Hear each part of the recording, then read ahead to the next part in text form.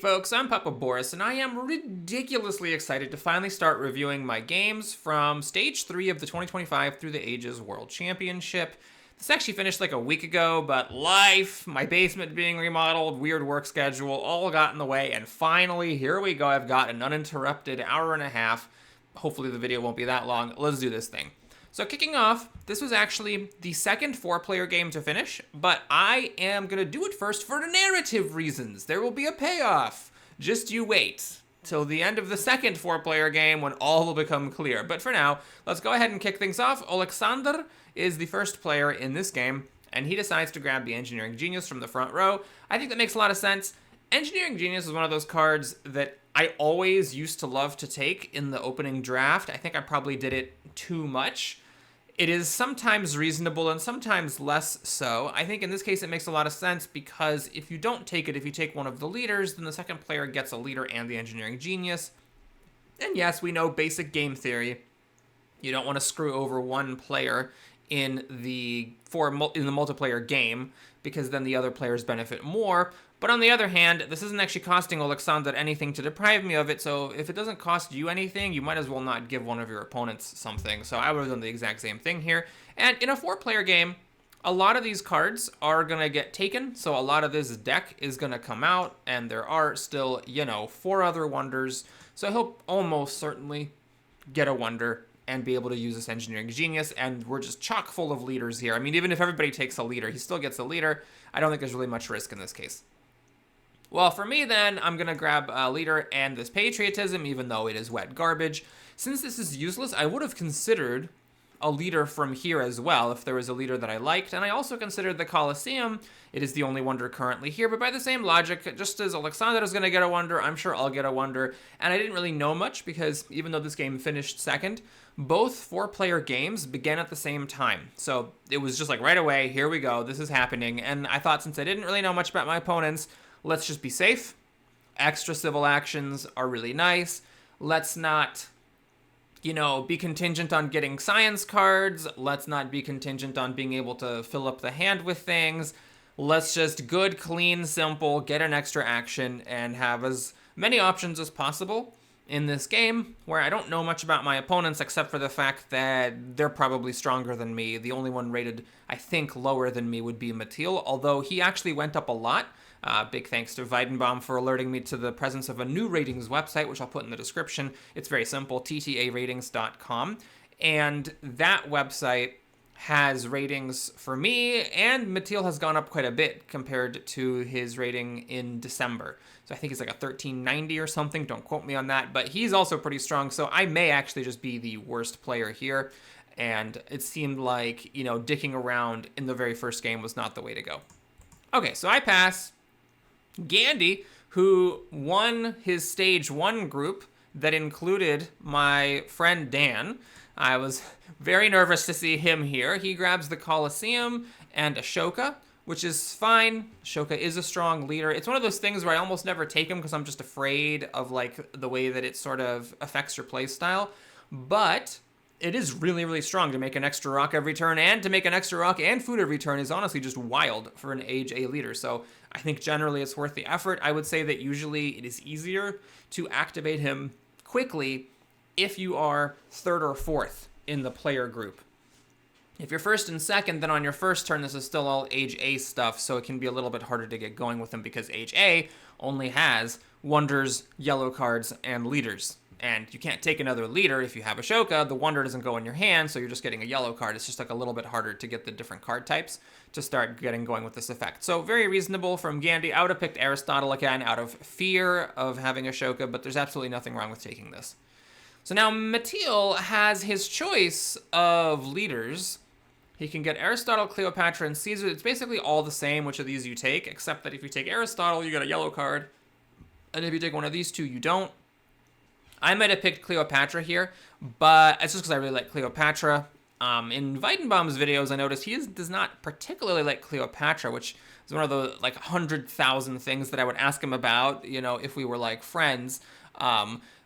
Because he likes leaders that give resources early in the game in the form of rocks, science and maybe food, though I don't think he likes Moses very much. So I wonder why Cleopatra, who essentially gives rocks, is not a favorite of his. Maybe it's the limiting of the lifestyle. Maybe if you don't want to build your lab, maybe if you don't get another wonder, or you don't want to build it over multiple turns, you don't get as many rocks from her. But I would have taken Cleopatra here. However, perfectly reasonable to go for Mathiel's approach, which is to take Aristotle and a yellow card that gives a resource. He elects to get the urban growth, which is totally fine. Note that taking rich land here is the same. There's no mechanical difference. Sorry, there's like paint fumes here, so I'm getting a... If I sound weird, it's because I'm trying to exhale them without dying. There's no difference except for a psychological difference between taking a card from the second row and taking a card from the third row, because you are just getting one card, but he chose the urban growth. So he has the option now if he wishes to get an extra science instead of an extra rock. All right, we go back now to Alexander for the first proper turn of the game. He now is going to have no qualms about grabbing Cleopatra. He also builds a mine, raises population, and plays the leader down. So just a very normal, standard first turn. On my turn, I have a little bit of a decision to make. After getting down Hammurabi, do I pay 2 actions for the Library of Alexandria? Well, Gandhi has a wonder, so there's 3 people who don't have a wonder, so I will get a wonder, and I'll get it for 1 action the following turn if I don't spend 2 actions to take library this turn. On the other hand, there's a little bit of a limit to what I can do with my actions, because I can make a population, I can build a mine, and I can take 1 useful card, urban growth, and then, okay, I guess I could take another one. I could have done, like, for my last 4 actions, mine, population, urban growth, frugality. And I think that would have been a reasonable turn, but I decided to go for the library. I figured, you know what, let's not dick around. This is extra science and culture. These are both good things. Let's not worry about a wonder that gives you a one-time boost and how you're going to use it. Let's not worry about this thing. Let's just take what we know is a good wonder. This is maybe fueled a little bit by just the fact that I'm up against, you know, some new and strange opponents. And I want to, like, just play good, clean, solid through the ages without screwing around, so I hopefully don't come in dead last. Maybe if I was playing with my friends, I would have just taken the 2 yellow cards and raised my population, and then just let whatever wonder be, because then I'm still using my actions productively. For my last action, I take urban growth. Old me would have definitely raised population here, so old me would have said raise your population, make sure you don't miss out on development of religion, and paid off your civil action debt. But one thing I've noticed is in Weidenbaum's videos, he and the players he plays with, which are all really, really good players, they tend to try to, you know, squeeze as much out as they can as out of these early turns. In the second turn of the game, there is often a kind of a doldrum period where there's not much to do, especially if you're Hammurabi and have an extra action. The first 2 cards in Age 1 are not amazing by any means, so if this was like an Iron here, or a Monarchy here, or a Code of Laws here, I might have been like, yeah, let's pay the action debt and see if I can snag one of those for 2 actions. But here, I'm not going to be paying 2 actions for Chris Columbus or for an Age 1 reserves, so I'm like, you know what, let's just use an action now to get an extra rock. It's something, and, you know, I might not get any value from paying off my civil action debt if I don't, if I do it. So let's just, you know, not pay my debt and get an extra rock. All right, Gandhi's up. He plays Ashoka. He builds a mine, raises population, grabs frugality, the 1 yellow card he can definitely use. Very normal, reasonable first turn. More junk coming out of the Age 1 deck, so I'm happy with my choice. I wouldn't have wanted to be taking any of these things. Mathiel is up. He plays Aristotle.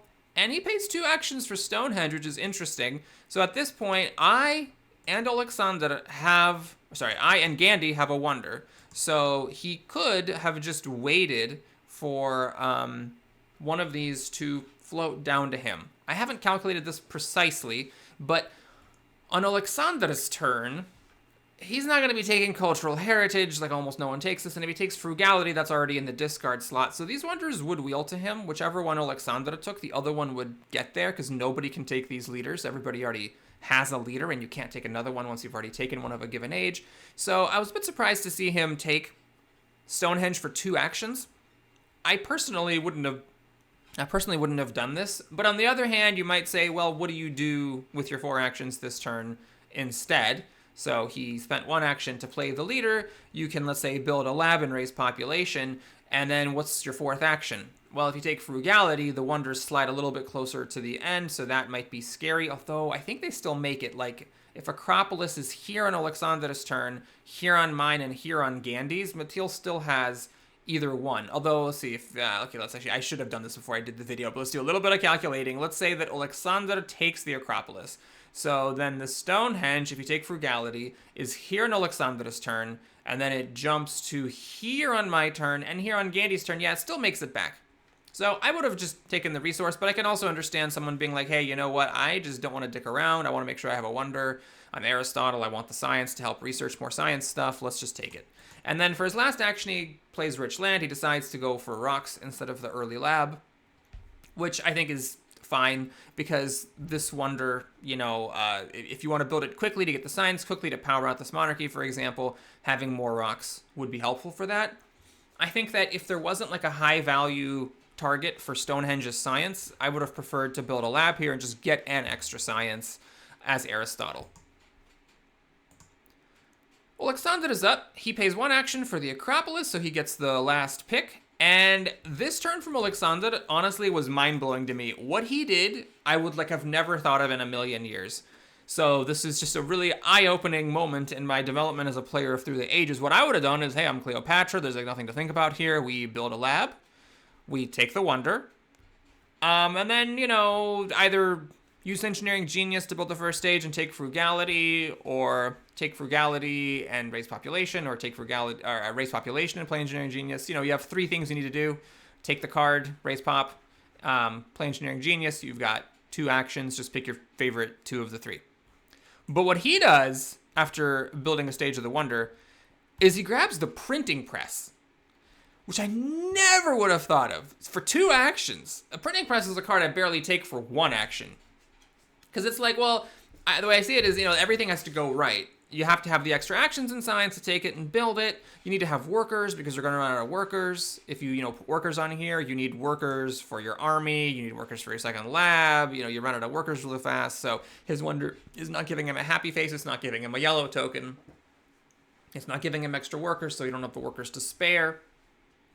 So yes, it's really cool to get a worker and get culture and science from them, but on the other hand, you know, it's also really cool to upgrade your labs, upgrade your farms, upgrade alchemy, maybe get swordsmen or knights, maybe get a cool blue technology, and this just kind of falls by the wayside when you only have 4 actions per turn. I rarely take these, and when I do, it's only because I'm like, oh, I have an extra action, and this is in the front row. Is there a reason to have printing press? Let's see. Well, Gaudi's in the game. That's good, but okay, no Shakespeare. And no Darwin, so maybe not.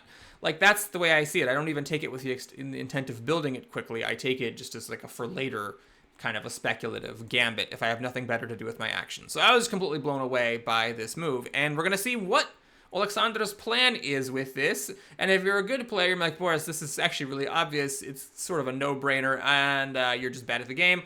But if you are like me, then you're about to have a fun little learning experience and learn a trick that can apply very early in a game of Through the Ages if this happens to be near the top of the deck.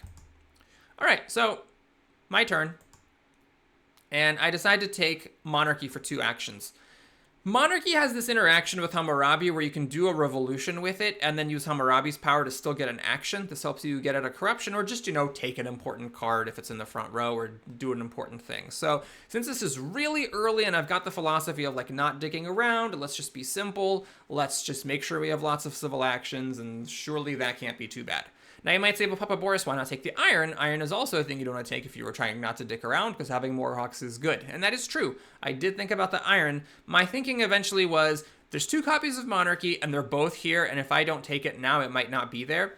Even if it would be there on my next turn, it's actually still a kind of like a weird thing, where it's better to already have it in hand to be able to revolt right away, than it is to have it be on the card row, because you still with Hammurabi can take it and then do a revolution with it, but then that's your whole turn. If it's in your hand, you can do a revolution with it and do a different action. So it's better to have it in my hand, and there's a chance it wouldn't be there at all. I do know that Aristotle with Stonehenge is going to freaking love a monarchy, and then by the time it gets to Alexander's turn, if Metil doesn't take it, then it would be in the one action row in a very early monarchy, especially with the Acropolis, could be very strong.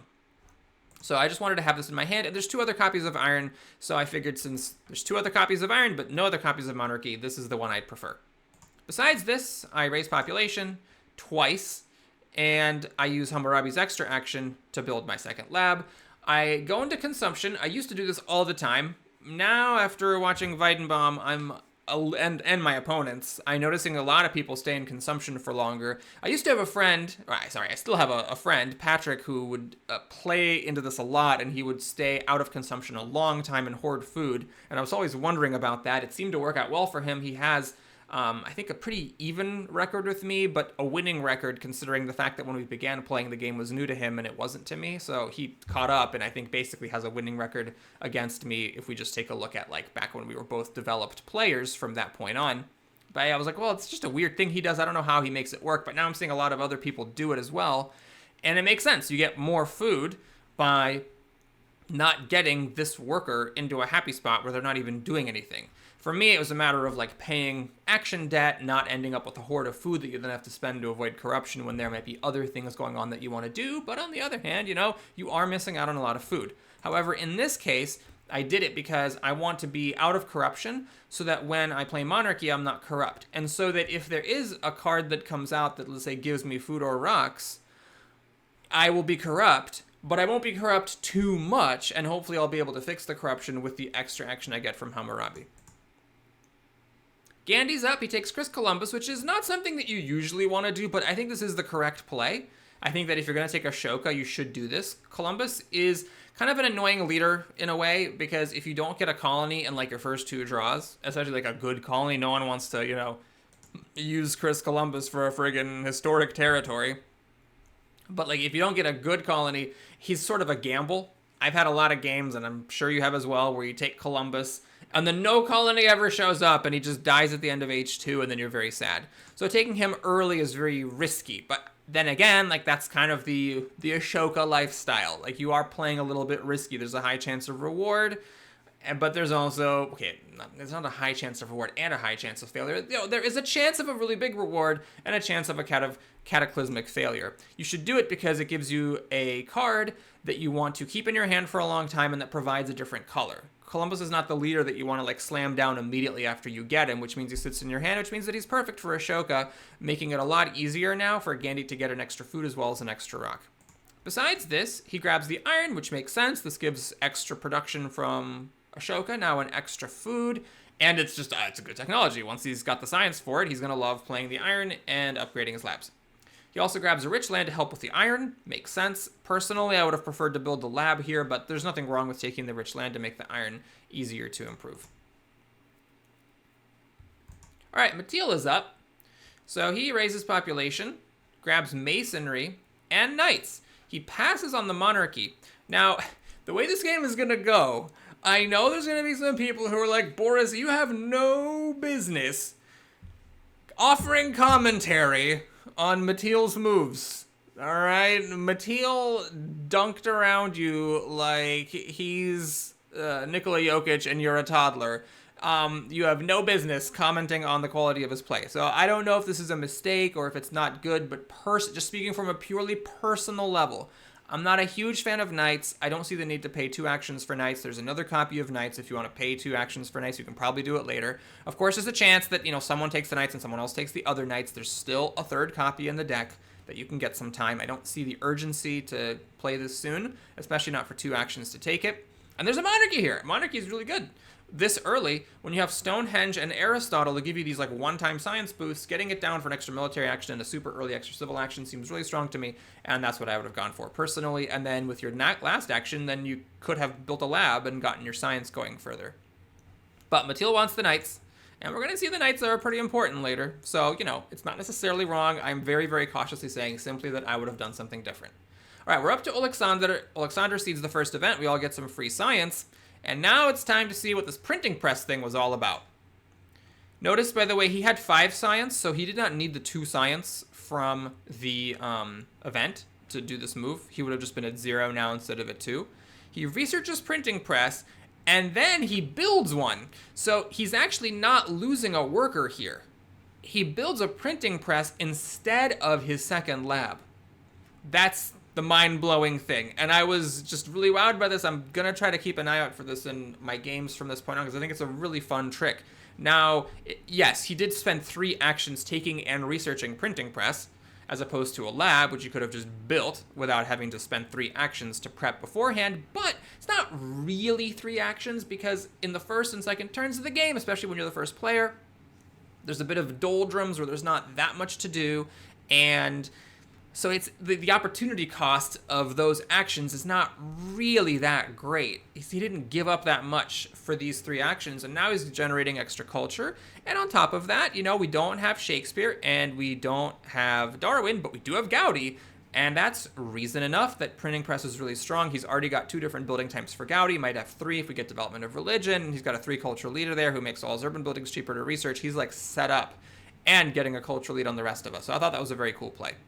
In addition to this, he raises population and finishes the Acropolis. I would have preferred to build, what am I talking about?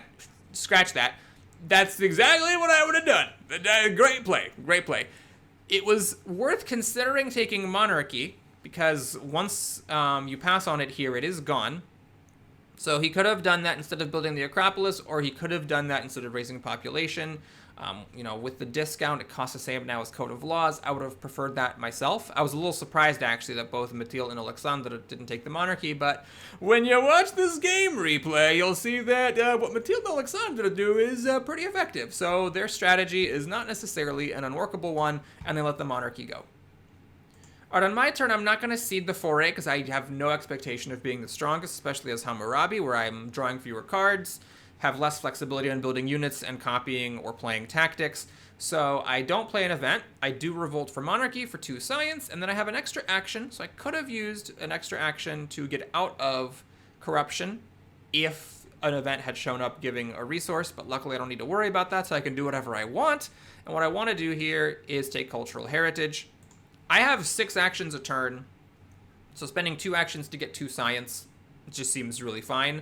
I've been paying attention more to this card. I think old me didn't really appreciate this enough, but 2 actions for 2 science, enabling you to get a key technology, can be really strong in some cases, especially early in the game. So I grab it here instead of like building a Stage of the Wonder, for example. Get the Open Borders Agreement, which is really strong, because when you're Hammurabi, no one's going to offer this to you, because nobody wants to give Hammurabi an extra military action. I can't make this highlighted in the replay interface, unfortunately. But that's what it does, is you and your opponent get the extra military action, and then you get +2 attack if you attack each other. I think it's clearly, far and away, the best of the Age 1 pacts, because an extra military action is very strong. So now I'll actually have 4 military actions, and I will still be able to use 1 and get a full 3 draws. And getting 3 draws as Hammurabi, especially this early in Age 1, is really, really sick. So I was actually feeling pretty optimistic about how this game was going to go at this particular point. All right, Handy Gandy plays an event, and we get 2 free resources. Gandy chooses rocks, I believe. Yep, and then he takes a very principled turn. He just researches iron and upgrades 3 mines. Great play. He's now got his rocks solved, getting 6 rocks a turn, 7 with Ashoka. This early is super, super strong, so I would have done the same thing. He also makes a warrior to get rid of, or to get out of corruption. All right, Matil is up. Matil, I believe, also chooses the 2 rocks. Yes. Gets masonry and builds the Wonder, which is great. And now he has an extra action to work with. He decides to just raise population. So he's got 2 workers to work with. The one thing is he's not using the science. I would have preferred to build a lab in 2 stages instead of building the whole Wonder. I need to check if that was going to get him out of corruption or not. Maybe that was an issue. We'd have to go back to the beginning of the turn and look. So if that was going to leave him corrupt, then no, obviously you build the Wonder. But if you could do this without being corrupt, I think getting the extra science here would have been a little bit better. But again, I'm actually not 100% sure that he would have been able to avoid corruption with that line, and maybe not with playing urban growth. So now he can use the urban growth later when corruption isn't a factor. All right, Alexander is up. He grabs Barbarossa, which is another educational moment for me in this game. I just was agog with wonder at his play throughout these first few turns.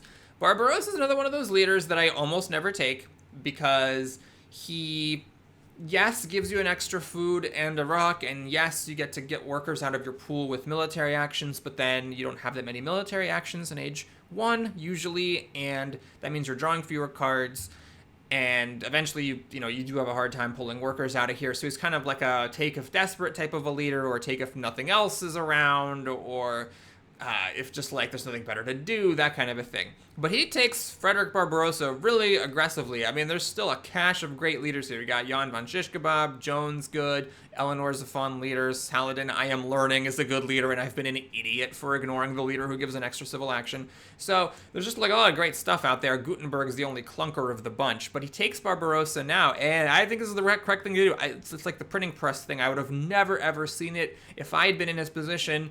I would have done different things. I wouldn't have even commented about it, but he just does something completely revolutionary for me, and we'll see how that plays out. So his plan here, after making another library, is to grab knights. The thing is, like I've talked about before, printing press's problem is that you don't have enough workers for it. So how does he have 2 workers to spare for printing press? Well, one of them would have been a lab, so that one doesn't count. He's only using 1 worker. And what Barbarossa does is Barbarossa is kind of a way to get workers, because he lets you pull workers out of the pool for a 1 food discount, and in that sense he's giving you food, and when you get food, that kind of helps if you need to relieve pressure on your worker count. If you want a way to have extra workers, what do you need? You need a happy face, you need yellow tokens, or food can kind of do the job as well. And so Frederick Barbarossa is essentially enabling Alexander to be able to get these 2, really 1, greedy early libraries for a massive culture bump. Notice no one is he's making triple everybody else's culture combined super early in the game with a ton of cards. I think this is more than half. Yeah, this is definitely more than half of the cards still left in Age 1.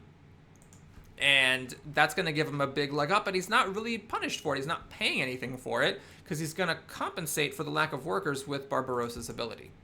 He gets down the early medieval army, which makes sense because it gives him the flexibility later to perhaps like do Barbarossa's ability twice. He won't be able to do it right away. But let's say that an event comes up here that gives food. He needs 2 food to pull a worker out of here. He's going to have 3, so if he gets a single food, then he can make 2 knights, for example. And this gives him the flexibility to do that. And that's worth the drawback of revealing to your opponents that you have this tactic and giving your opponents the option a turn sooner to copy it for themselves. All right, so it's my turn. I offer Gandhi the open borders agreement, which I think makes a lot of sense. I certainly don't want to offer open borders to Alexander, because with Barbarossa he can use it. And with Matil, why not to Matil? I actually don't know why, but maybe it's just because he had the knights. Yeah, we'll pretend that this was the reason. He had knights, and so he was more likely to have strength advantage against me, and potentially use the open borders negative ability to good effect. So that's why I offered it to the person with more strength, even though there was someone with less strength who had less military actions. I grabbed the iron for 2 resources. Again, I don't want to dick around. I just want to make sure that I'm solid and safe. Then I research it, and I upgrade a couple of labs. I'm willing to delay my wonder for a turn in exchange for getting my rocks online. And then with my last action, I should just take breakthrough here, but I don't. This turn I decide to pay down my civil action debt and build the first stage of the wonder. You'll notice that I took cultural heritage last turn instead of doing this. So had I done this last turn, then I would have taken breakthrough. I would have been in better shape, because breakthrough and cultural heritage both give you 2 science, but cultural heritage costs an action and breakthrough doesn't.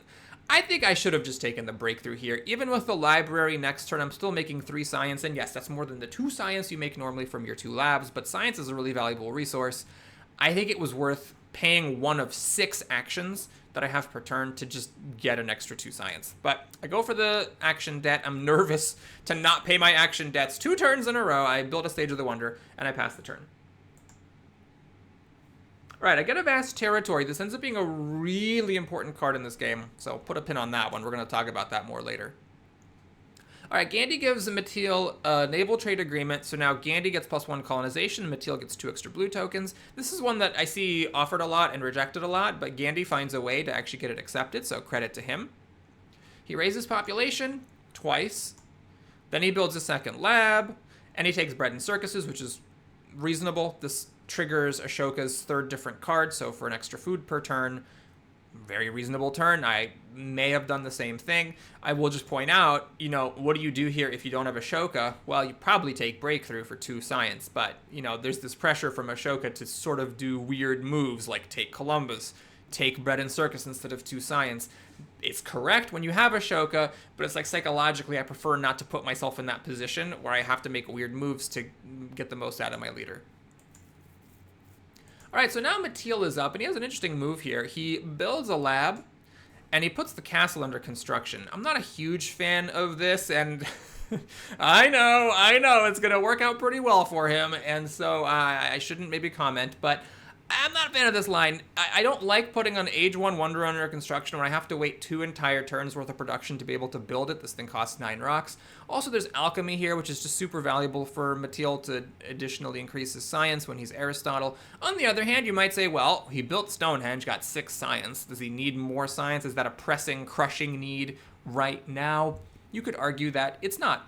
So, in that logic, then, taking the castle for some culture to keep abreast with Alexander and beef up his military in case his opponents, shove strength-based events in here makes sense. For his last action, he grabs the patriotism, which I thought was interesting. So no one took this breakthrough, which is kind of crazy. But again, for Mateel specifically, he does have a ton of science. Yes, only 2 science production, so the 2 science is definitely going to matter, but in the short term, perhaps rocks are more important, especially if he's trying to get this wonder built at the same time. With the patriotism, he just needs 1 rock from any of these 4 cards to be able to build a knight, copy the medieval army, and then also build this wonder.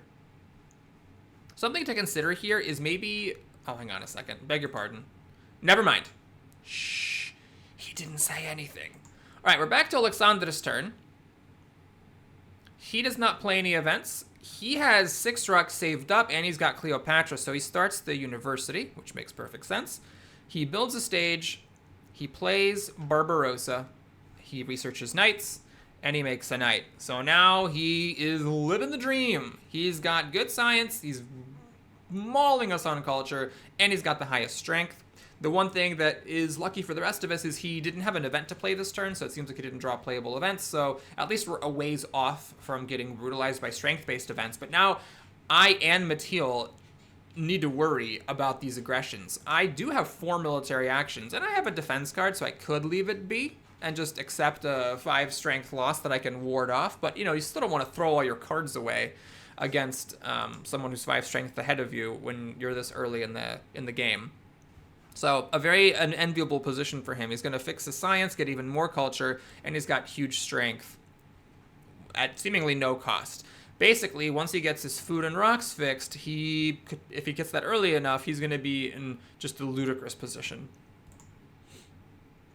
All right, now the alchemy goes, but I think it's fine to pass on the alchemy for Alexander because he's going to have the university and be making 5 science per turn without the alchemy. All right, so this turn I don't want to play any events because I'm weak and I don't know if this colony is going to work out yet, but again, we're going to talk about this colony a little bit more later. I finished building the wonder, and now I've got 4 actions left. So what do? Well, I'm going to take Joan and I give up Hammurabi. I don't want to do this, but it's a concession I make because I am 5 strength behind. Now I take alchemy to fix my science later. I grab theology, dual purpose. It fixes my happy faces, and also, of course, with Joan, it gives me extra strength. And then I raise my population. So that's it for me. I am going to spend 1 turn being 5 strength behind, but Alexander sees that I have 5 military actions, so I'm hoping he's not going to actually make me spend my defense cards. I get another defense card, which is very, very important, so now I have 3. And notice how strong military actions are. With Joan's military action and the open borders and the monarchy, I can actually keep a lot of these cards. Oh, and the library. I can keep 6 cards. Wait a minute. Did I throw any cards away? Oh, no. I pressed the pause button. Is that going to trigger this? Okay, it's not. Thank goodness. 1 second. Did I throw a defense card away? 1, 2, 3, 4, 5. Oh, right. I got to keep 6 with the library, and then I drew 3. So that's why I have 9 cards in hand. All right. Gandhi builds his wonder. Perfectly reasonable. And then he makes a warrior and does the legion. So that he's getting out of trouble, because he, at 2 strength, was still in trouble from Alexander. He would have had to throw away all 4 cards if Alexander decided to target him, so he gets out of that problem and raises population with his last action. I think that makes perfect sense. He's got the bread and circuses for happy faces, so he does not need theology. He could have spent an action to take 2 rocks, but he's got rocks solved, and his actions are not. So spending actions to take rocks may seem weird on principle. And as for the drama, well, there is Bach and Gaudi in this game, so drama is, a kind of a good speculative for the future grab, but there's nothing wrong with just paying your action debt when you're still at 4 actions and calling it a day, especially when you have an opponent who has extra actions. Okay, only one opponent has extra actions, and that number of actions is 5. So I was going to say, if your opponents are ahead of you on actions, then paying your action debts might seem more valuable, but I don't think that's actually an issue in this case. He just wants to raise his population, because there's nothing here that was worthwhile. All right, chugging along with Ashoka, making an extra rock and an extra food every single turn. We go over to Matil. So he gets the knights. He grabs Jan von Shish Kebab. It's time for Aristotle to go. He makes the knight. He raises population. And he adopts the medieval army that is now 2 turns old, just in time from Alexander. So had Alexander waited a turn to play the medieval army, then this wouldn't have been around for Matil to copy. Let me take a quick look here. But yeah, Alexander could have. He could have held on to it for a turn. He could have played the 1 knight that he made, and then played the medieval army, and then Matil wouldn't have been able to copy it. So maybe there was like an opportunity there to get a little bit of extra value. On the other hand, maybe under different circumstances, he would have made an extra knight. So keeping himself flexible in that way is also not unreasonable. All right, so everybody's at a dodge except for me. Will Alexander make me waste my cards? He will not. He either didn't have an aggression or didn't want to use up one of his 2 extremely precious military actions. He finishes the university. He grabs theology to fix his happy faces later, and he grabs an urban growth because he is very low on rocks, so even though he only has 4 actions, it makes sense to get some extra rocks out of him, and then he passes the turn. Alright, it's time for me to fix my problems. I play an event, and crucially, I play the vast territory. This is a very crucial turn in the game. So, right here, my thinking was, I have 3 defense cards, I will get swordsman, and I will just plan to win that vast territory to get 3 yellow tokens. Because 3 yellow tokens is a huge prize. So I'm going to just use the swordsman and 3 defense cards to win the vast territory. A swordsman, let's say 2 swordsmen. If I have the fighting man, which I do, that's 5 strength. Plus 3 is 8. 8 is a really high bid early in the game, and I get the vast territory. And I got iron, so I can make my swordsman back and tons of military actions, so it's not affecting my ability to, draw cards too much. That was the plan. I put the vast territory in there with that line of thinking. And then we all got 2 food from the event that was played. Now you might notice there's a cartography here. So if you just put the vast territory in there and you're, a not entirely brain dead monkey, you're going to put 1 and 1 together and get 2 and say, hey, shouldn't you just take the cartography here? You have just enough hand space. Spend 3 actions, take and research cartography, take the swordsman for later, and now what you do, well, with your final action, raise population that pays 3 rocks, and then you can spend these 2 blue tokens to make a warrior, and then play your fighting band. So you use 2 military actions, you still get your 3 draws, you're out of corruption, you have 3 strength now, you're out of trouble, actually 4 with the cartography, and you are ready to win that vast territory with cartography and 3 defense cards. For a single warrior, that's 1, 3, 6, or you can make it 8 with the fighting band if you want to be safe. That is what I should have done. I feel like it's really obvious and anybody would do it, but somehow I didn't do this. What I did was I took the swordsmen, researched them, and put down the fighting band now.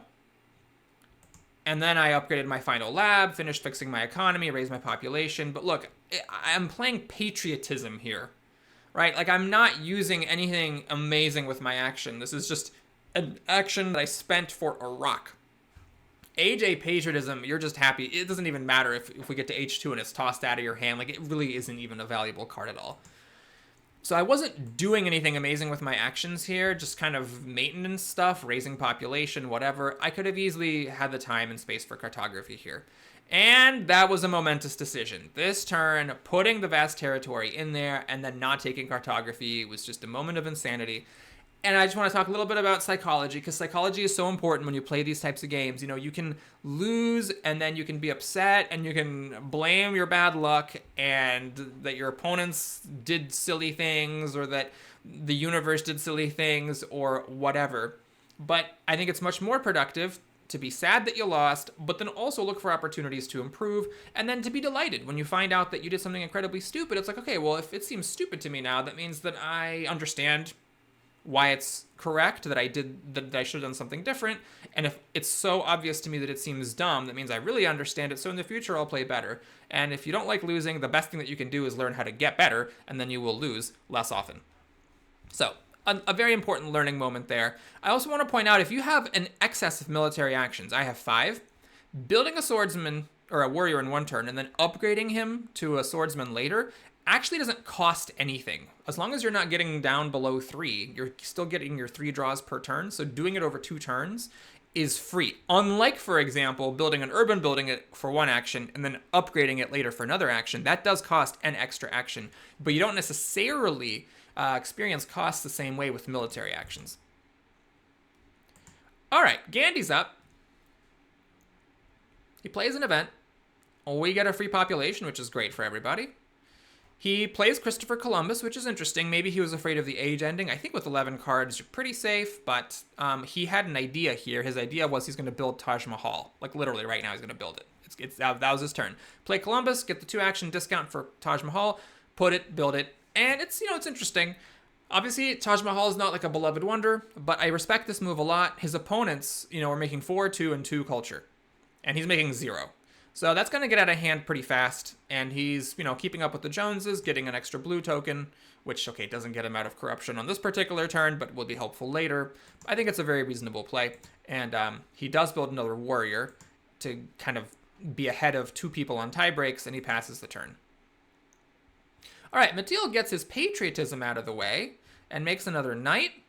And now he's got the Jan von Shishkebab thing going on, where he's got 2 knights, and then thanks to these, he actually has 2 medieval army tactics online. 1 from the actual worker, and then 1 from the farm. Or you didn't even need this worker. He could just lose this worker. His strength would only go down by 1. So classic Jan Shishka setup. He grabs Code of Laws for 2 actions. He could have taken Monarchy earlier for 1, but here he is taking Code of Laws for 2. And he researches it for an extra action, and then he raises his population. And unfortunately, now he is corrupt. So the patriotism that he played, right, didn't actually do anything unless he follows it up by making another warrior. This is kind of a weird warrior here to get out of corruption. It's only giving him 1 strength because he has the 2 copies of the tactic anyway. But I think this makes sense. He needs to get out of corruption. And now he's hoping that he either gets a strength-based event or this Age A event hooks him up with 2 rocks so he can finish the castle on the following turn. All right, Alexander is up. He plays an event, and we do get 2 rocks. So now Mattil can build the castle next turn, which is, of course, a heartbreak. And Alexander also does something very important this turn. He, after researching theology and using urban growth to build him to fix his happy faces, takes and plays Cartography. So now he's a pretty serious competitor for my vast territory that's in here, and this wouldn't have happened if I had just taken the Cartography. He also uses Barbarossa's ability to make a knight, and more importantly, to get out of corruption. So he passes the turn here, and now he's got 5 culture, thanks to the temple, and it's up to me. So on my turn, I don't play an event. If I were smarter, I would take notes about what I saw with Joan of Arc, because I did see something, and I don't now remember what it was. We'll find out, and maybe I can retroactively comment on it. Maybe it was some sort of strength-based thing. I don't know. But I decide to research theology and make a temple. This gives me 2 strength, so for a little bit anyway, I'm not in dead last. Beg your pardon, I'm going to sneeze. Okay, I paused the recording and unpaused. Beg your pardon. So now, with my last 3 actions, what is there to do? Well, I research alchemy, I upgrade a lab to get out of corruption and start fixing up my science a little bit, and I grab irrigation. I've been very interested to note that in his games, Weidenbaum and his opponents don't really value irrigation very much. For me, I've always thought of it as one of the big 3, irrigation, iron, and alchemy, but apparently it's just a big 2, iron and alchemy. Irrigation, people avoid this like the plague or don't seem very excited about it, which makes sense because, like I've talked about before, with irrigation, once this bank is empty, your food production drops to just 1 per turn, which is really, really mediocre. And 2 of these are going to go away just by the age ending. So you're really only getting kind of 3 workers value out of it. However, I did have a plan in mind when I took this, as opposed to, for example, getting my culture or getting urban growth to help build a lab or something. In this game, there is what a strong player is apparently considered to be a very overpowered wonder, the ocean liner service. So I'm thinking if I have irrigation with this, then it doesn't matter. The irrigation is just there to make me avoid famine, and I use this for my worker needs. So I was kind of thinking about doing that, and with, obviously, everybody's also going to want the ocean liner, but with that in the game, at least there's a chance that this irrigation is not totally useless, and for like a last action kind of a play, I've got enough military actions, I don't think I want to spend 5 science on warfare. That seemed like a reasonable thing to do. By the way, notice I drew it to develop territory. If I had cartography, this would have been in a slam dunk. Me thinking, oh, let me save the 3 actions and 4 science and not get cartography so I can just win the one colony I care about and let the others go is sort of stupid because people put colonies in there. You might draw colonies. I might draw colonies in H2, and all of that is kind of shut down by the fact that one of my opponents got cartography instead of me. All right, Gandhi pays 2 actions for knights, half his turn. It's a tough thing to evaluate. On the other hand, I don't like knights that much, especially with Colosseum. Then I practically hate knights because the cavalrymen, when you have Colosseum, cost the same science as knights, but they work with all tactics in the game. Knights, you get kind of stuck. But on the other hand, he is kind of falling behind on strength here, so this might have just been like an emergency play. I would have still preferred to take the swordsman. Like, I would have actually paid 2 actions for swordsman. He's got 4 warriors, which I don't like doing. But if you are going to have 4 warriors, well, might as well upgrade them to 4 swordsmen. Then you don't need any additional workers, you paid 1 less science, and you fixed up your strength by 4. Which is perfectly fine here. So I would have preferred that over the knights. He researches the knights, though, builds a knight, and then he raises population with his frugality before the frugality disappears. He has passed on the breakthrough, which is kind of sad, because he does need science. His science is low, especially after he spent 5 to make the knights, and it's kind of a weird thing with the knights here, because he doesn't even benefit from the medieval army. Since he has a legion, because of his pile of warriors, he can't even really use a knight-based tactic. You might say, well, he has a ton of extra workers, so it's fine, and that's true. So it's not completely crazy. I would have just preferred the swordsman here. He does build an extra knight, and then he plays the phalanx from his hand, so now he has 2 phalanxes instead of just 2 knights and a legion. And okay, with that, he's now gone from being the weakest to being the strongest, and he's applying a lot of pressure to all of his opponents, especially to me, who is 7 behind. So maybe he thought it's worth the science to just get this huge lead in military. Though again, I'm not a huge fan of spending this many workers. 6, when, let's say, your opponent might have only spent like 2 or 3, half of the workers. And if they're not perilously behind you, then it's not that big of a deal. All right, so Mattila's up. It's a Reign of Terror, which I'm very unhappy about because, okay, this must be... Is this what I saw on my turn or not? Let me see here. Did Gandhi play an event? Oh, no, he didn't. He just got the inhabited territory from Christopher Columbus. So, no, he didn't play an event. So it must be that I saw the Reign of Terror, and I didn't want to play into it because I was the weakest at the time. But anyway, I got hit by it regardless, so now I lose a worker. It always sucks. There's no getting around it. It's really bad. But on the other hand, I do have workers to spare, so at least it's not catastrophic. All right, thanks to that AJ event that gave him 2 rocks, Mattil is able to build the castle, which I'm very unhappy about, and now he's getting 2 extra culture. He's rivaling Alexander for culture, and of course he's completely out of harm's way with his strength. And he takes iron, which is an interesting move. I don't think I would have done this, though, again, I might be welcome to think a whole lot of things about Mattil's plays and still look like a fool in the end, but it's late in the age. It's a 4-player game. There's 2 copies of coal. This iron might make its way down. The only person missing iron is Alexander. Alexander might decide to not take it. On the other hand, I can see Mattil taking the logic of, well, Alexander needs iron, so he might take it. And then, let's say we think, oh, it's not good when age 2 has already started to spend 2 actions just for iron. But on the other hand, who knows what your opponent will do? Maybe your opponent will decide, well, yeah, let's spend 4 actions and just upgrade 1 iron mine this turn, get myself out of my jam with the rocks, and just call it a day. And then you're stuck waiting for coal, and you're on 3 bronze mines. So maybe he's just doing this to be safe. I still would rather take the gamble of maybe iron being lost and having to make do without it than the guarantee of losing 60% of my turn taking it. He also takes a breakthrough, so that one's not going to go by the wayside, and he passes the turn. By the way, if you're thinking, well, okay, what was he going to do instead of the iron? Well, there's a number of things. There's raising population. There's also irrigation here to fix his food. He could have taken, researched it, and upgraded one right now. There's alchemy if you want to spend some actions to fix your science. His science does need fixing. So there were other things to do there instead of the iron. All right, so Alexander is up. He uses Barbarossa's ability to make another knight, and then he does the ultimate boss move. He actually uses the heavy cavalry tactic without Genghis Khan. You don't see that every day, and so now I am looking like the runt of the litter here. I am just woefully behind everybody on the military front.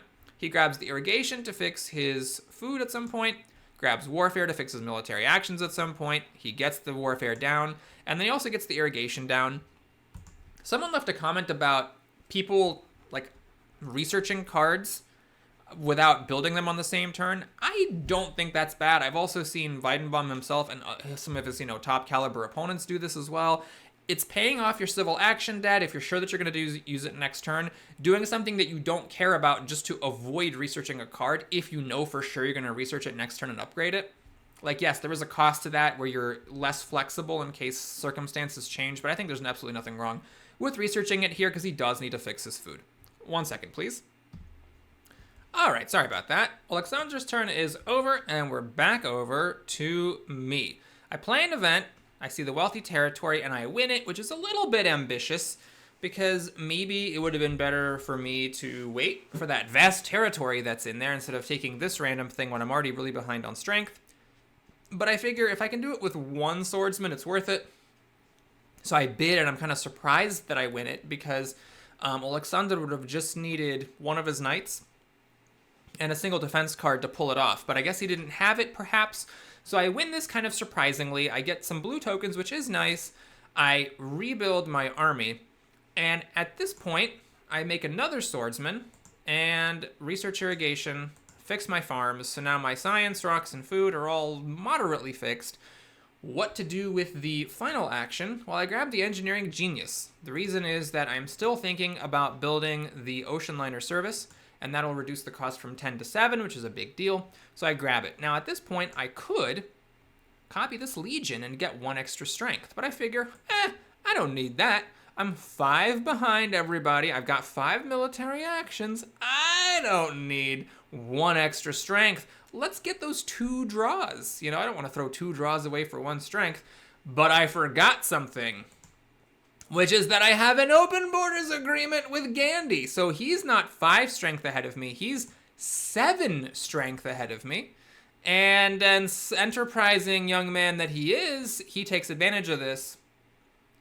And, not this turn? Okay, well, there comes a turn later where he does. I guess he didn't have anything good to do here. He just played an event and flipped a rebellion, which I was happy about because I'm the only one without discontent workers. So everybody but me loses 2 actions, which is nice. I'm kind of behind here, so catching up a little bit is great.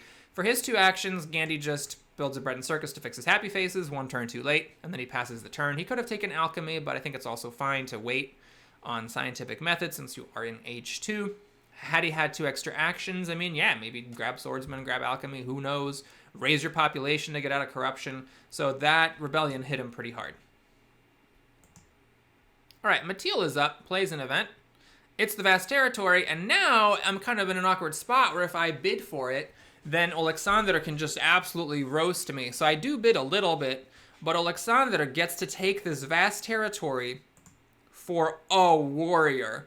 A bronze warrior, and he wins this. I'm sure he bid higher for it. He might have even bid an entire army for it, but nobody could muster up a bid. So I just handed him 3 yellow tokens, which is devastating. This is one reason why in the past I was very cautious about playing colonies, and I pretty much would never do it unless I had cartography. So this was sort of an out-of-character move on my end. I wasn't expecting my opponents to go so high up in strength to put me in a position where I don't even feel safe, even for a half of a round, to bid what I was planning on bidding, which is 2 swordsmen plus the fighting band plus a defense card and make my bid higher. All the more reason to have taken a cartography, not in the least because that extra strength would have been kind of handy for me here. All right, so Matil's got 3 actions, researches iron, starts fixing his rocks, and for his last action, he grabs alchemy to also fix his science. He doesn't care about it being late in age, and the masonry is going to make those lab upgrades cheaper. Alexander is up. He plays an event. We've got Crusades, so so Gandhi steals 4 culture from me. He makes another knight with Barbarossa's ability, so now, of course, he could sack 1 knight with Cartography and win a colony and not lose his tactic. He turns on Hussars. Okay, so now he would lose the tactic, but now he can also sacrifice 2 knights if needed, still have a tactic left over, and get an extra 3 strength with the bid. So he's in a pretty strong position here. He starts fixing his food and grabs the Rifleman to turn on tactics for the future. Very reasonable. Maybe if he hadn't lost the actions, he could have taken and researched Code of Laws. So the fact that he doesn't do that could potentially be a big setback for him. Now on my turn, on my turn, I am disappointed that the justice system is right here. I play an event in strategic territory. Alexander wins it, paying a knight and a card for it. I would have liked Justice System to be down here so I could play Cultural Heritage and take Justice System, but on the other hand, I did get 3 blue tokens from that possibly ill-advised wealthy territory, so I decide, you know what, let's just do it the other way. I'll take my Cavalrymen, because I definitely need those, take the Code of Laws, upgrade a lab, and then next turn, I'll play Cultural Heritage and get the Code of Laws down. Now, I could have done it this turn, and I think it's a mistake I didn't, actually. What did I do? I just made a worker for 4 food? I did not need that to get out of corruption. I don't need this worker urgently. Do I make a swordsman with it? I copy the Legion now that it's not costing me a draw. No, I don't. So what I should have done is if I was going to raise population, I should have made a swordsman, kept the fighting band, and then gotten an extra, I got an extra 1 strength this way. The other way I would have gotten an extra 3 strength, putting me at 13, avoiding being last, and also being out of shot, out of reach of Gandhi. I thought I was out of reach of Gandhi, but Gandhi actually has +7 on me because of the open borders. And so when I draw no defense cards at the end of my turn, he pulls off a raid on me. Now, I'm lucky. I mean, this is an Age 1 aggression. He could have, as bad as it is to lose building and give Gandhi 3 rocks, I mean, he could have had, he could have had an infiltrate. He could have stolen my colony. He could have plundered me for 5 resources. I mean, it could have been real bad. He might have even been able to do a war on me here. So just getting off with this is, of course, a little lucky considering how bad my mistake was. But I definitely should have made a swordsman so that I could have actually had some more strength. Now, because he kills my temple, my strength goes down immediately from 10 to 8. Which means that now I could potentially be vulnerable to attacks from Matil and Alexander, which otherwise I wouldn't have been. He takes Selective Breeding, which is great. It landed here for 1 action for him. He uses up all his signs to get it. He fixes up his food. He's completely done with that. So now he's in okay shape, but because this is a very aggressive game, he is falling behind on culture compared to 2 of his opponents, and it's only me, the runt of the litter, bringing up the rear here. He disbands a warrior and makes a knight with it, which is interesting. So now he's 1 warrior away from another phalanx, but on the other hand, does he have a plan here? I actually don't know what that move was for. He gave up 2 draws to turn a warrior into a knight. He did not get an extra tactic out of it. And if he wanted an extra tactic, I mean, he could have just made another warrior and another knight. I don't know. Maybe he's thinking of getting heavy cavalry here and sacrificing these warriors to colonies. It was an interesting move. I don't think I would have made that play, and he was still corrupt, so it's not like it was getting him out of corruption. I'm actually not sure what that was about. If you have an idea, let me know in the comments. All right, we get some free rocks, which is great. So Matil uses those rocks to upgrade a lab, take a rich land, get alchemy down, and then fix a science. Personally, I wouldn't have preferred this rich land. That's 2 actions. I would have preferred the breakthrough because science is more valuable to him, I think, at this point than rocks are, since he has masonry helping with the rocks and since iron is right there. He could also have considered spending 1 action to upgrade a lab and another to raise population or something. I don't mind taking a good yellow card for 2 actions here. Since the other actions are kind of maintenance, I think that breakthrough would have made more sense than rich land, though. Alexander is up, and he goes for an aggression. Now that I lost a temple, he's got 6 advantage on me, so I have to throw away my defense card from Age 1 and 4 other cards, which kind of sucks, but I am lucky that I was even able to do that because losing 5 science would have been absolutely devastating, would have pretty much knocked me out immediately. He uses Barbarossa to get back his Hussars. Now he's up to freaking 19. Republic is here for 2 actions, and with the Acropolis's help, he can get it for cheap. So now his civil actions are fixed. He grabs Justice System for even more actions later, and Architecture. He upgrades a farm, and he grabs Gaudi. Here, he could have considered taking a card instead of like Justice System and Architecture, but I think these are fine. You might say, well, he's already got a lot of actions, 7, but I've noticed in Weidenbaum's games that people like to have 7, 8, 9 actions in H3, and certainly it's easy to put those to use when you need to, like, build wonders, for example, or take crucial yellow cards, and he is going to need to do that if he ends up being stuck on bronze here. Having more actions to take yellow cards with to make up for the rocks makes sense. So a very reasonable turn, and now he's also ready to pop off with Gaudi and start generating an extra 3 culture per turn. He is keeping up with culture against an opponent who's getting 2 culture from a leader and another opponent who's getting 1 culture from a leader. He's holding a lead without any culture support from his leader and is now ready to really shoot off into the stratosphere. Alright, so it's my turn. I've got to fix my strength. It's becoming a real freaking problem. I built back the temple. That's 2 strength. I get the cultural heritage down now, and this allows me to make the Code of Laws and the Cavalrymen, and I make a Cavalryman. Now, at this point, what am I going to do? Well, I could wait a turn and then try to make another Cavalryman. The problem is my next worker is an unhappy one. So if I'm going to try to, make this other Cavalryman fairly, then it's going to take a while before I get the worker for it. Now, the other problem I have is that this cannon, which I could take with my last 2 actions, is just I'm just 1 science short from being able to research it next turn. That would have given me the Napoleonic army, which would have been ideal, but I didn't feel like I could go for that here. So instead, I disbanded a swordsman, made a horse, and then copied the hussars. And the hussars are good enough. If you have cavalrymen, the hussars are good enough. I didn't really realize this for a long time playing this game, but this is 4 strength per 2 cavalrymen, so that the 2 cavalrymen package is 10 strength. And that's good enough to carry you to the end if necessary, unless one of your opponents gets something really crazy. I still have the Napoleonic army, so if one of these cannons does survive, and there's also a 3rd one in the deck that I might be able to take, then I could get 2 Napoleonic armies and be really good on strength. So I didn't like getting rid of that swordsman and shuffling it around and losing all my draws, but I figured it was worth it so that at least I'm out of danger from Alexander. I have 4 cards left. I can defend if needed, and then hopefully get a Napoleonic army in the future.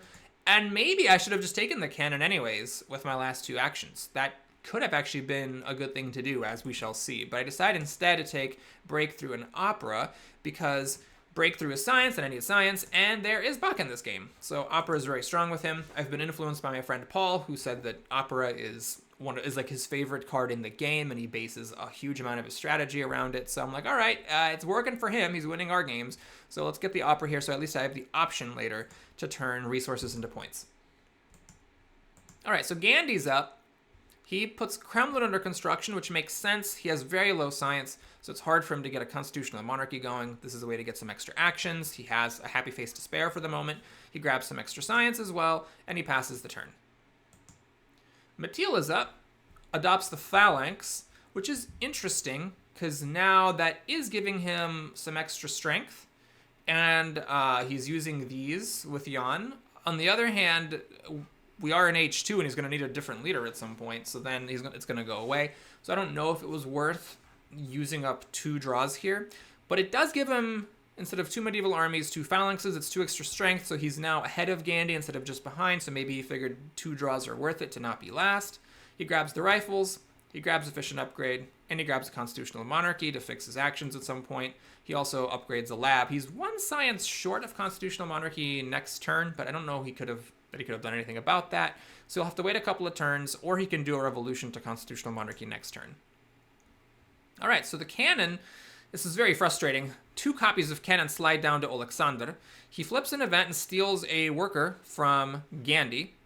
And then, of course, he's going to, after playing the justice system and building another knight with Barbarossa and replacing him, now he's got 8 culture per turn. He is going to take a bunch of cards, including the cannon that's not floating away. So 2 cannons disappear, but only one of them actually got taken by a player. So now cannons are going to be hot in demand.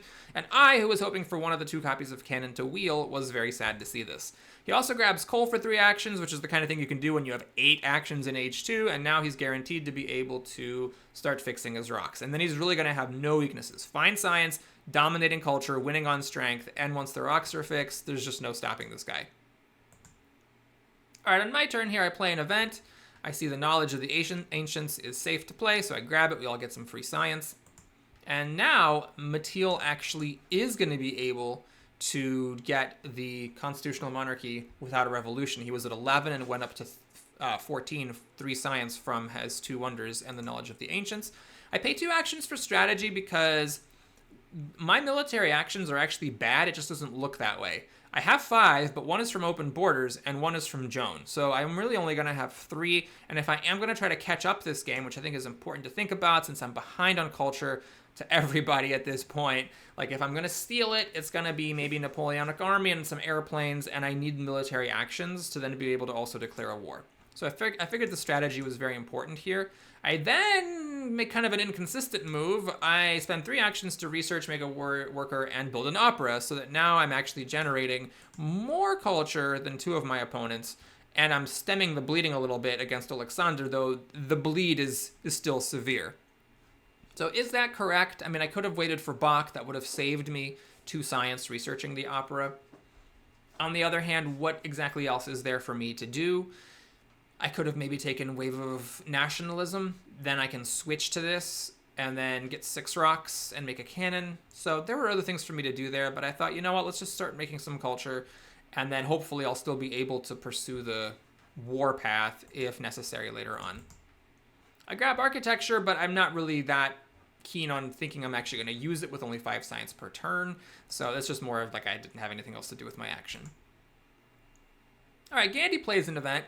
We get Pestilence, so everybody loses a worker, and this hits hard because I don't actually have a worker to lose now, so that kind of sucks. He plays the Classic Army, which is outdated, and it also gives some of his opponents the chance to use it. That's the 8 strength tactic. I'm already in a Classic Army formation. Mateel has got Riflemen, can use the Classic Army, and Alexander has Riflemen and could use the Classic Army, though he's probably not going to abandon the Hussars with this many knights. So I thought it was a little bit strange to give himself an outdated Classic Army when he's the only person who can't, like literally the only one of his 4 opponents who cannot actually use this tactic. I think it would have made more sense to switch to Medieval Army and have 2 Medieval Armies instead of 1 phalanx for an extra strength, and then hold on to this as a surprise for later, or possibly not use it at all if he's not able to get modern infantry in H3. Because to get a fully up-to-date Classic Army, there's no more Riflemen. He would need to get one of these 2 modern infantries, which is a tall order when he's only making 2 science. So I think that maybe was a mistake on Gandhi's part, to put down this tactic and make it available to his opponents when he can't use it fully himself. He finishes the Kremlin, so now he's got 2 extra culture and some extra actions that he needs. He raises population a couple of times. He could have considered taking Wave of Nationalism, but on the other hand, he doesn't really have the workers to easily use the Wave of Nationalism. So it's not unreasonable that he just got out of corruption by raising population 2 times. So no cards taken from the row. We have a slow roll here, and it's over to Mateel. He takes Robespierre for 3 actions, plays him, and then he can revolt into Constitutional Monarchy to fix his actions without having to spend 12 science. He only has to spend 6. He could have considered taking Republic here. That way, he would have only had to pay 2 science instead of 6. But then he would have only been at 3 military actions, and one of them was from Robespierre, so it's totally reasonable, I think, to get the Conmon, have 1 less civil action, but okay, you still have Code of Laws, so 7 is still a healthy number of civil actions, and your military actions are now less of a concern. He's got to make a worker to get out of revolt. He takes selective breeding to fix his food and organized religion to fix his happy faces. So all in all, a very solid principled turn. Although losing Jan means that now he is last on strength, and he's only making 3 strength from his tactic, whereas if he had kept the medieval army, he would have 4 strength, which, is an extra strength, that may have mattered. Alexander has nothing to aggress against on Mateel, so I'm sure Mateel was very happy about that. He flips a developed territory, which I guess I must have put in there, and Gandhi wins it. So he pays a knight and a defense card. Alexander now gets his coal down, starts fixing his rocks. His only weakness is that he has irrigation and is going to start running out of workers. But that's it. Aside from that, he has a completely healthy civilization, thanks in large part to this vast territory that I gave him. If he had 3 fewer tokens, he'd be in a little bit of a stressful situation right now. All right, he gets some rocks, he gets frugality, he gets an efficient upgrade, he gets whatever the hell he wants, and then we're done with the turn. So for me, I play an event. It's good harvest, which I really like to see because I lose the swordsman to the pestilence, but then thanks to the good harvest, I can get the swordsman right back. And I'm planning on switching to the classic army or the Napoleonic army, so this seems like a healthy formation to have to make the sword over here, even though I'm currently using the hussars. I put the ocean liner under construction because it's there, and then the age is going to end, so I have to use the engineering genius 1 now, and then with my last action, what to do, I just play the strategy. This puts me in a somewhat threatening position against Gandhi and Matil. I could have considered declaring war on them, and maybe I should have. What would Gandhi have done if I declared war? Well, he does have 11 rocks, and some people, so he could have potentially defended, but maybe with all these extra military actions, instead of playing an event, I could have declared a war and stolen a yellow token from Gandhi. Or for that matter, from Matil. Although Matil can actually research rifles, upgrade them, and then steal the classic army. So that would not have been, I think, the right way to go. But maybe it was the pestilence that made me lose this sword, and I wanted to play an event so that I could get the good harvest that I saw with Joan, and then get my worker back. Perhaps if I hadn't lost a population, stealing a yellow token with a war over territory would have been more appealing. All right, so Gandhi's up. He offers a pact to Matil for some extra strength, but the pact is rejected, which makes sense. It's the one where he was offering himself the extra strength in exchange for a culture, and Matil gets only 1 culture. I don't know why he offered this, because of course if you're Matil and you're the fellow weak player, you don't want the other weak player to get an extra 4 strength. But he must have had no events to play and figured, what the hell, let's go for it. He grabs Napoleon to get 4 extra strength. He grabs Scientific Method to fix his science, and he starts on that very reasonable turn, and then he passes. He is corrupt, and he didn't take Opera, so now he has potentially a difficult time getting out of, or turning resources into culture.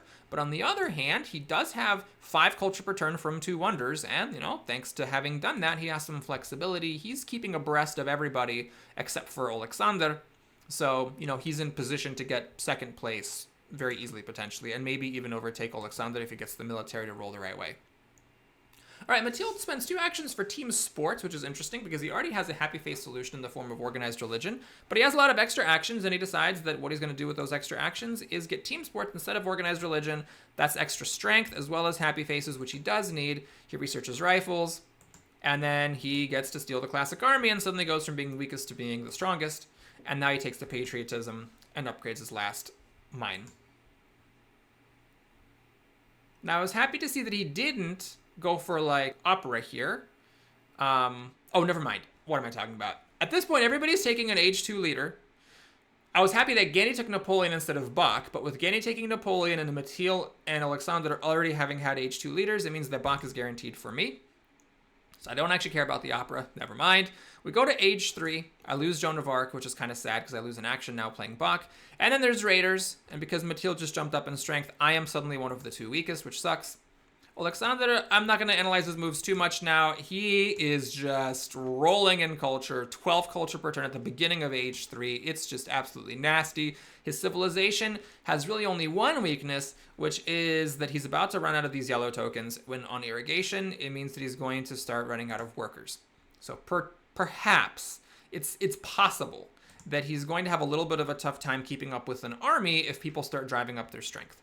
He grabs urban growth, and then he passes the turn. And at this point, I have to make the choice. Capital T, capital C. Am I going to go for strength, or am I going to try to do culture? And I make what I believe is another error. Probably my other huge error of this game, apart from not taking the cartography earlier. I decide, and I remember this very clearly, I'm just going to give up on winning this game. I'm not going to try to beat Alexander, who's making just a ludicrous amount of culture per turn and already has a huge lead and a big army. I'm just going to try to go for second. That's my plan. I make a conscious choice to cozy up to the leader, to be a simp for Alexander, and just try to get second place in this game. I don't think it was the correct play. Alexander is going to be short on workers. He's got maybe this lab and this mine he can blow up for more military things. He's only making science, 5 science per turn, so it's not going to be trivial for him to research these techs and also, get something like an airplane or a military theory or a fundamentalism or something. So while he isn't in just a dominating position, I guess it's not dominating in the sense that he has absolutely no weaknesses and that his opponents have no counterplay. It's possible that with this last copy of Cannon or a rocket, I could have gotten the Napoleonic army down and I could have done aggressions against Alexander. But I don't decide to do this. Instead, I finish the ocean liner, and instead of now taking the cannon to make sure I can get the Napoleonic army, I raise, oh, this is a free move. I raise for free with Ocean Liner Service. I grab Bach, I play Bach, and I take journalism. Now, I'm not saying it was wrong to take Bach. I mean, Bach is giving me 3 culture per turn here. So maybe, you know, if I built the Ocean Liner and took cannon, I wouldn't have gotten Bach. That would have been dumb. But maybe I could have taken cannon and played Bach and waited a turn on the Ocean Liner. Like, I could have potentially done that. Although I don't know if maybe the problem is then my yellow token bank was going to be in trouble. Right, because if I didn't finish the Ocean Liner, I wouldn't have this thing. I'd have to go back to the turn to see for sure if I was going to be in trouble with the Ocean Liner or not. Maybe without the Ocean Liner, I was going to have Revolt in here or something like that. So maybe I needed to do that. But if it was possible to avoid it, I could have potentially held off on the Ocean Liner, gotten the cannon, and gotten Bach. So I'm stemming the bleeding with the cultured while also making sure I can get a Napoleonic army going. I take the classic army for now because it's not costing me any draws and it gets me up at least tied with Alexander, and I pass the turn. So Gandhi's up, he upgrades his last lab, and he takes the cannon, which I was heartbroken to see because now it means I can't get the Napoleonic army without rockets showing up. He researches cannons right away. This is worth 5 strength because of Napoleon's bonus, so 3 flat plus Napoleon's 2 is 5. He raises population, and then he passes the turn. Mattil offers me a scientific cooperation, and I accept. And this is actually a really clever play. I would never have thought of this. So credit to Mattil. That's just a really cool play. I want to talk a little bit about this move. So scientific cooperation, right? Oh, God, come on. There's still text in the way. There's still, okay, he's fixing his farms. There, he grabs a card. Okay, scientific cooperation. Everybody, both players research techs for 2 less, but the other player contributes 1 science. So if you're researching an equal number of technologies, then essentially each of you is getting a 1 science discount on every technology on average. Now, he has 4 science per turn. He offered it to me. I have 5. So it looks like he's offering it to someone who's making more science, and I have more science saved up. He did spend 3 science this turn with the scientific pack. So he started the turn with 5. I have 9. He makes 4 science. I make 5. But his plan here is that after doing that, he's going to take this revolutionary idea and these computers. And so next turn, even if I bring down his science from 6, he's going to have the revolutionary idea, then research computers, and then get ahead of me on science. I don't know if I saw this or not, but my thinking maybe was, well, if things get out of hand, I can always spend a political action just to cancel the pact, but it's worth it to take it a turn with the pact at least and get some science discounts. All right, so Alexander offers me a pact as well. Everyone's just offering me a pact, so now I'm really cozying up to Putin over here. He offers me an extra food. I don't know that I need it necessarily because I have the Ocean Liner, and maybe I shouldn't be giving him an extra rock. So it's really a consideration to have canceled this if I was going to try to go after him, because the food's not helping me that much since I have Ocean Liner for a worker every turn anyway. But the rock could be helping him to defend against a future war against me. And, you know, yes, you might say, well, then next turn he'll offer it to someone else, but that is costing us political action, which means he's not playing events. So there's actually a logic to having canceled this, and I think I should have rejected this pact, but I accepted it because, again, in my mind, I had given up on the idea of overtaking him. He grabs pro sports, researches them. He gets architecture. Now, these are actually really cheap. They only cost 5 rocks. Okay. Oh, with urban growth, it goes from 5 to 2. That fixes his happy faces, gives him an extra culture from Gaudi, and also gives him even more strength. He grabs multimedia. I'm not super concerned about these turns here. He's just taking whatever the hell he wants and doing whatever he wants. Now, Air Forces come down to me, and there is a rockets right here. There's a rockets. It's right there. I could have just taken the rockets, and I could have gone for it. I could have tried to build up 2 Napoleonic armies with an Air Force. What might that have looked like? Well, I'm not corrupt, so I can do whatever the hell I want this turn. I can take Air Force. I can take rockets for 3. I still have 2 actions left. I can get these reserves or even this patriotism if I want. And we can start going for it. I mean, hell, I could have not researched Air Forces this turn, but I could have researched the rockets and I could have started making a rocket and just get at least 5 strength, even if I don't switch to Napoleonic army yet. And then with the reserves later, I could have helped make another rocket. It does kind of suck that patriotism and reserves are both here. I would have preferred it to be spaced out, but I could have done it. Instead, I took the air forces, I took the reserves, I researched architecture, which is not something you're going to do if you're trying to go for, a win on military strength against your opponent. I grab the patriotism, and I make another theater. So now I'm making tons of culture. And, I pretty quickly turned the culture around. I've caught up to Gandhi and Matil, who used to be ahead. I'm making more culture than both of them combined. And so I'm like, all right, trying to cruise into second place. With patriotism, air forces, I'm trying to make it so that, my shadow army is big enough that they don't pull off any kind of aggression against me. And then I think as long as they don't do that, I can win. I then, after using my ocean liner, toss away the Napoleonic army, which is a huge mistake. Even if I was thinking I was never going to go for it, I mean, I'm not gonna do a war over territory here, and a war over culture, and an armed intervention, or whatever this is. I think it's a plunder. Like, there was no way that was actually ever going to happen. All of those things. I should have discarded one of those things and kept the tactic to at least have the option. So Gandhi plays an event. We all get some science. He grabs rocks. He grabs points. He makes an arena. He puts an outdated modern army, which is weird because... Oh, no, it's not weird. I'm sorry. His outdated classic army was 4 strength. His outdated modern army is 7 strength. So it does sort of make sense. And then he grabs an engineering genius and passes the turn. So now Matil plays an event. He gets a terrorism. I don't know who put that in there, but that was devastating because he's obviously going to blow up my opera, which is costing me 4 culture per turn, and it's really early in the age. So that is a devastating turn of events. He then develops computers and gets 2 computers. Now he's making 10 science to my 5, and it means that the scientific cooperation could get out of control. In addition, he takes Bill Gates, and now he's making 12 rocks per turn because of these 2 labs, giving him 3 rocks each. So he's doubling his rock production. I probably should have seen that coming, but I did not. And so now it kind of shows why my plan is a bad one. Because I thought, okay, I could just coast with culture and get second place by cozying up to the leader and just ignoring the possibility of ever going after him.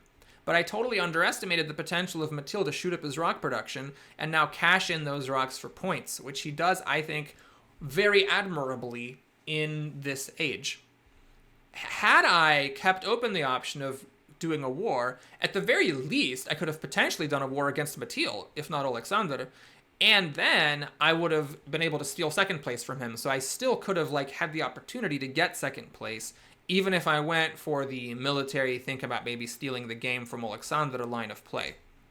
So I do think it was a mistake, not just because, well, if you don't succeed in the military plan, then you're going to lose. Well, no, maybe going for the military plan is what would have gotten me second place. Whereas if I go for the second place through culture, I have no chance of getting first place. And if something goes wrong, I don't really have a recourse for holding on to second place either.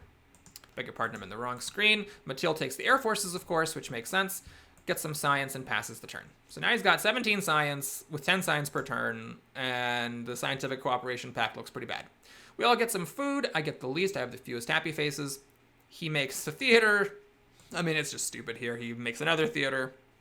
He grabs democracy for 3 extra culture per turn, because why the hell not? And he grabs tanks so you can upgrade these hussars to tanks. That's one of the things that makes that tactic so good, is when you upgrade to tanks, not only do you get the flat strength from the tanks, it's 3 per horse if you're talking about knights, but you also increase the hussars tactic value from 1 to 3.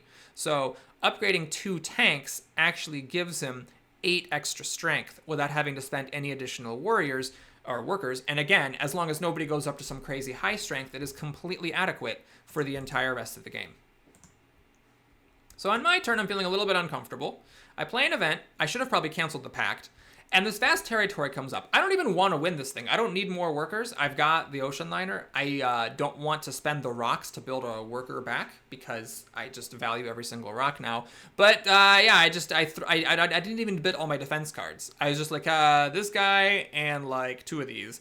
And then I was hoping Alexander would beat me. But alas, with 2 defense cards, my actual bid was 7. Sorry, my actual bid was 8. But we didn't even get that high. So I kind of get this colony I don't really want. But I rebuild my theater.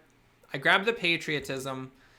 I use my ocean liner for the free worker. I put back my classic army with the patriotism. I raise population again to avoid corruption. I think I was actually not a corrupt, but I guess there's nothing else here worth taking. But hey, if I had the Napoleonic army, there was rockets sitting right there just for a single action. Could have done it. All right, so Gandhi's up. He declares war on Alexander, so he's not afraid to try to take down the big bad. He grabs the air forces, researches it, gets some rocks, makes some more units. He's got an air force copying a out-of-date modern army, so it's sort of like, well, it's sort of like if he had one Napoleonic army that was up-to-date. So he's getting an extra, essentially, 5 plus 7, 12 strength from the airplanes. He's up to 41. And of course, Napoleon's giving him the full 8 strength, which is great. Raises population a couple times, and then passes the turn. So Matilda's up, plays an event, and it's Cold War, which I was very sad to see. So I don't get the 6 science, which I would have liked. But thankfully, neither does Matil, because that would have been really bad for our scientific cooperation pact. So he gets air forces. He makes an air force for 13 strength. Raises population a couple times, makes another knight, and then he also gets the space flight going. So next turn with 17 rocks, he can just build the space flight. And then we're still pretty early in the age, so he'll be able to make more wonders. Alexander plays an event, and it's the autonomous territory, and now he goes for it and wins it.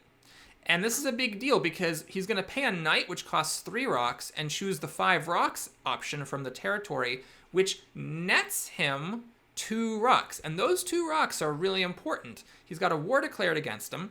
He plays the wave, which gives him 4 rocks. He is, it's an age 2 wave, and that gives 2 rocks per opponent ahead of you. So, okay, one of them is not ahead of him, but he still gets 4 rocks. He researches the tanks, and then he just goes full bore making tanks. But this last upgrade would not have happened if he didn't get those 2 extra rocks from the autonomous territory, and that upgrade allows him to tie Gandhi, so that now the war is actually a dead tie. He also grabs Pierre d'Olympique, and he's going to be able to play him using these pro sports and, of course, the Olympics to generate some culture to replace Gaudi at the end. He takes the other rockets, but I could have taken rockets before he took these, so it's not anything that matters to me. I cancel scientific cooperation with my action. I research air forces. I play another patriotism. I also make an airplane for 13 strength. I make another swordsman, which I probably shouldn't have done. At this point, what I really should have done is pivoted and said, hey, I got Bach, I got operas. Hollywood's in the game.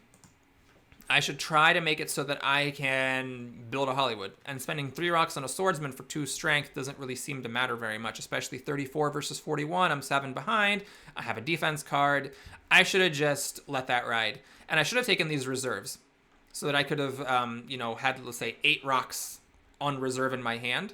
And then 6 plus 8 is 14. So if I just leave a turn with 2 rocks, that plus the 6 plus the 2 reserves lets me build a Hollywood, which I can build in one action thanks to this architecture that I have. I should not have made these swords, and I should have taken reserves instead of military buildup. But I was kind of like wiffle-waffling here. I had this plan of like, well, let's just go for 2nd place. But then I was like, oh, well, maybe I can, get another classic army. But that's a pipe dream. It was never going to happen.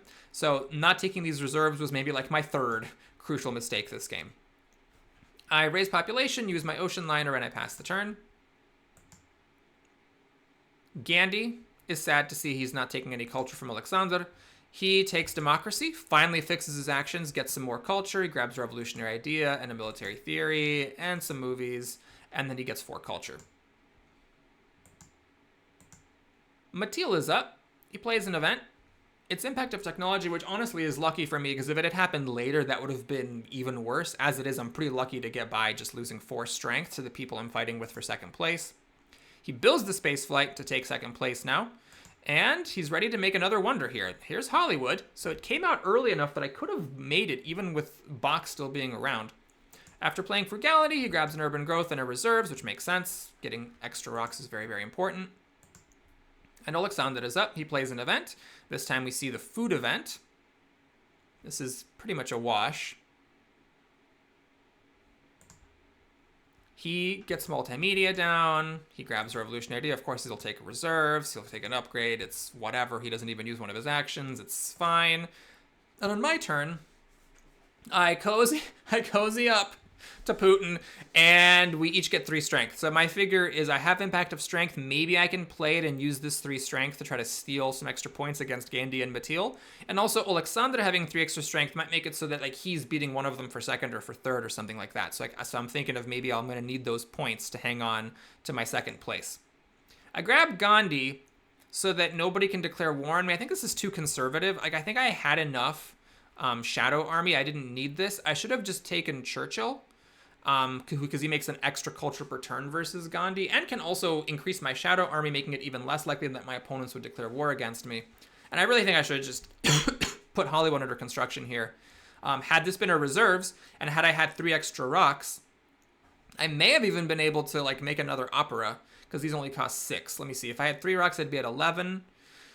Opera costs 6. That's 5. Yeah, if this was reserves, 5 plus 6 is 11. 11 plus 8 is 19. I could have made Hollywood next turn. But as it is, I decide to throw away Bach. I perhaps overly conservatively protect myself with Gandhi here. And then I make another theater for some culture, research, journalism, because I don't think I'm actually going to be able to make Hollywood. So I just cash in everything for these buildings. I'm making a lot of culture, but I'm not making as much as I would have made if I had Hollywood. And then I use my ocean liner and pass the turn. All right, Gandhi's up. He offers Matil international tourism, which is devastating because now Matil is making an extra 3 culture per turn, and Gandhi is also making 3 extra culture per turn. So they're each, the 2 people who I'm trying to beat for second place are each making 3 extra culture per turn. So it's, a couple turns left, basically 6 extra culture.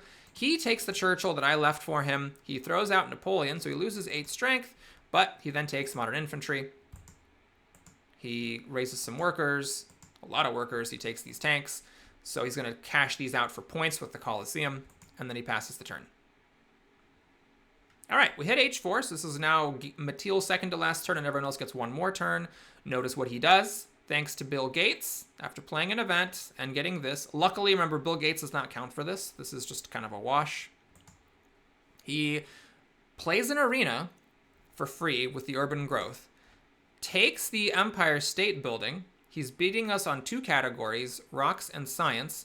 He plays the reserves to go up to exactly 17, and for his last action, he builds it for 18 points before anyone else can beat him on either the rocks or the science, so I don't think anybody was going to, but he just gets it done. And now, with 12 rocks, he can still, make some culture next turn. Remember, these are worth points at the end of the game, thanks to Gates, so just making one of these would give him 3 culture.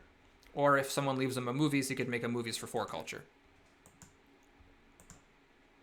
Alexander plunders Gandhi, and I was actually really happy to see this. So this is where the big evil dictator pays me back for all my simping. By stealing 7 rocks from Gandhi, he prevents Gandhi from building a wonder, which makes it a lot easier for me to beat Gandhi for second place. So I was really, really happy to see that. Gandhi could have defended with 2 age 3 defense cards, but he didn't have that specifically, and so I was very lucky that he didn't. The aggression went through, 7 rocks were taken, and now Alexander, with those rocks, actually gets to make a wonder himself. He just gets a superfluous extra amount of culture, and, upgrades a thing, and then moves on. So on my turn, notice that Hollywood is still here. I actually could have made a Hollywood on this last turn. If I had taken reserves instead of military buildup, then I would have had 10 rocks, and then if I hadn't made this journalist, I would have had 6 extra rocks, and then I had 3 operas, and I would have just collected a calm 18 culture for the Hollywood. Instead, I put Impact of Strength in there, and I try to steal it, though it's awkward because the stupid buildup. Gandhi's behind me because Napoleon's gone, and Matil just very cleverly or just luckily tied me, so it's actually really difficult for me to get the rocks from this. I pretty much have to use this for just 3 rocks. But I do. Okay, I disband a swordsman. If I hadn't built the swordsman, by the way, I would have started this turn at 37, and then I would have gotten extra rocks from this. As it is, I have to disband one to fall behind Matil. Then I play it to get 6 rocks. I make an airplane, and I make a horse. And that's the best strength that I can do. I take satellites and research them for 3 extra strength, and I also take military theory because Matil actually could have taken this and researched it if Gandhi didn't hate draft it from him. But Gandhi can't because Gandhi already took it, so I'm hoping that with this I can hold on to second place behind Alexander on military strength and then get 10 points compared to one of these 2 and 5 points compared to the other one. So now Gandhi's up. he plays tanks and modern infantry, and he decides to spend his turn going hog wild for strength, which is unfortunate. I wished he had, done the movies, but it does make sense he did this because with the Colosseum, researching these two gives him 4 culture, which is what he would have gotten for making a movie. But this way, he saw me going after strength real hard for no seeming logical reason. I could have made a journalist instead of getting all those units. So he goes full bore for strength. And with the positional army, the 2 infantry and 2 cannons, he actually beats me. I didn't count for that, but I don't get to claim bad luck from military draws because he didn't have 2 defense cards to block the plunder, without which he would have actually just been able to make this United Nations for 16 culture. Possibly more if he has a playable event in here. So I don't think I got unlucky, but I didn't account for this. And with this, he's able to just barely beat me on strength, which I was very sad to see. He hate drafts the Wonder, though it doesn't actually matter because Matil couldn't have built it anyways. And on Matil's turn, he plays an event. We have colonies, which is mostly a wash. Okay, I guess it does give me 6 points against Matil, which is relevant. But now he takes the movies, researches movies, and makes a movie. So he is going to lose on impact of strength, but I only get 5 points against him instead of 10 because Gandhi beat me on that. And now we go into the final scoring. So we have impact of happiness, which is unfortunate because I'm trying to steal second place from Matil here. I come into the final scoring a little bit behind, and now I fall 6 points further behind. Then we have competition, which Matil still gets 14 points for. Even though I went full bore with military at the end, he still does very well against me on this one. It's only Gandhi who comes out a little bit ahead. We have harmony, which Matil gets 20 points for.